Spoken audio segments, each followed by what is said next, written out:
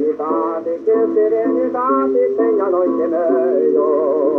Quando entrarei eu vem divino seio de algum trovador.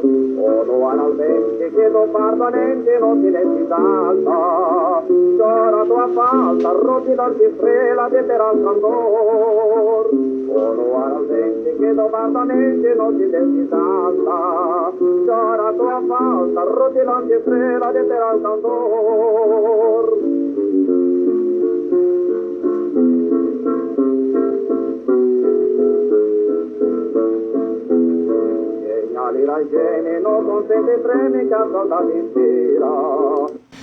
Bem-vindos a mais esse programa.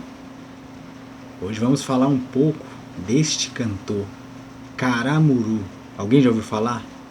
Então, da Casa Edson, um cantor bem desconhecido. Até quem ouve um pouco dessas músicas, talvez nunca ouviu falar nesse cantor, né? As gravações que se tem, que se conhece até o momento dele são entre 1910 e 1912, apenas. Alguns materiais dão de 1908 a 1910.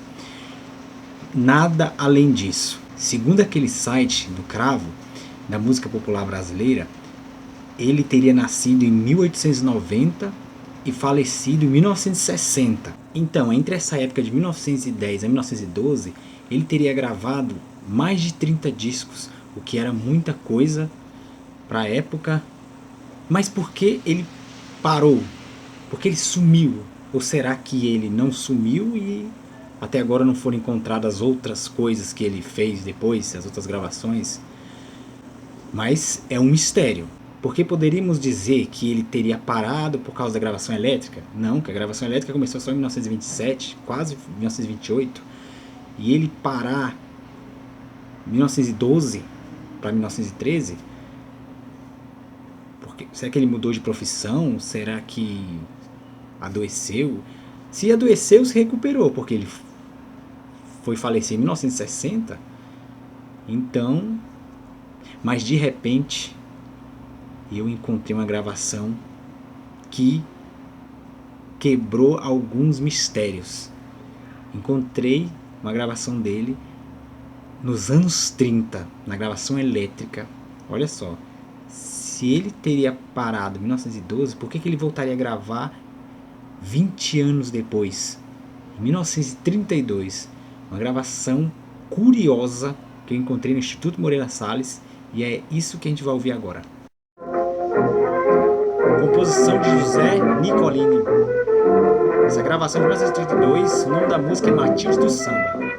A introdução da música é imensa, então nem coloquei a introdução do começo porque não leva mais tempo. Quando a Matilde se espalha, bonita a voz. Samba em dia de festa, ninguém sua dança atrapalha. Diferente da voz mecânica dele, né? Fica feita, com ela se um certo bamba, Capito teve uma falha, saiu do baile de samba, todo cortado a navalha.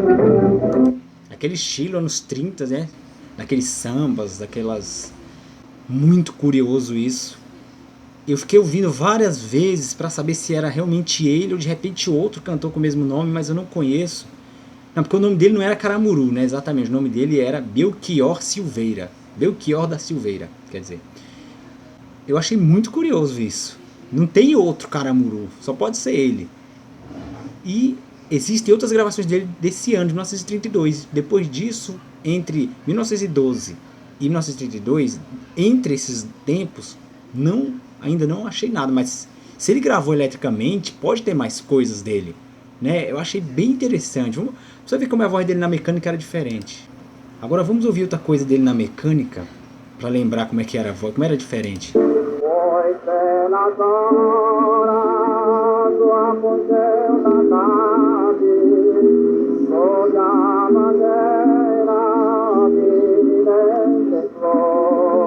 Quando a gente ouve ele na mecânica, dá a sensação que é outra voz, que não é o mesmo cantor. Mas a gente tem que lembrar que nem todos os cantores tinham o privilégio de ter um vozeirão como Mário Pinheiro, Vicente Celestino e alguns outros, que a gravação mecânica e a elétrica não mudou muita coisa. Agora os outros cantores, para gravar na gravação mecânica, tinham que cantar às vezes de maneira diferente do que eles eram habituados a cantar.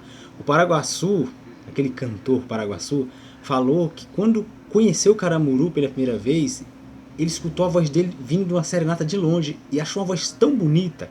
Ele disse, nossa, eu queria saber quem era o dono dessa voz tão bonita, que no caso era ao vivo. Eles fazem serenata nas ruas e o Paraguaçu foi com outros músicos encontrar com eles lá, e foi lá que ele conheceu o Caramuru.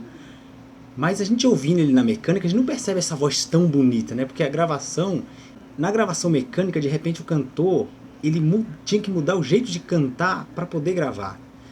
Então, por isso que a gente vê diferença nas gravações. Então vamos voltar na gravação de 1932, porque ali ele está cantando do jeito que ele queria, com a voz verdadeira dele. Entenderam? Esta cabocla é um colosso sem remeleixo, até no pescoço agora. Esta cabocla é um colosso sem remeleixo, até no pescoço. Quando a Matilde se espalha, parece cobre pesada, enfim no corpo a danada. Olha, eu fiquei feliz de ter achado uma gravação elétrica dele, porque quantos cantores da fase mecânica que eu queria ouvir na gravação elétrica, e ele foi um deles, uma das surpresas que eu encontrei, uma coisa bem interessante. Isso traz esperança de que aparecerá mais gravações, né, tanto dele quanto de repente de outros que a gente acreditava que tinha parado, como o Cadete, por exemplo. O Cadete foi o primeiro cantor a gravar aqui no Brasil e não tem até agora nada dele na fase elétrica, e ele morreu nos anos 60. Então é possível que ele tenha alguma coisa, quem sabe, na gravação elétrica. Então era sobre isso, gente, que eu gostaria de falar, para dar esse material maravilhoso que eu encontrei no Instituto Moreira Salles. Quem de vocês também encontrou alguma gravação curiosa, comentem aqui e de repente faça até um vídeo sobre isso. Então, até o próximo programa.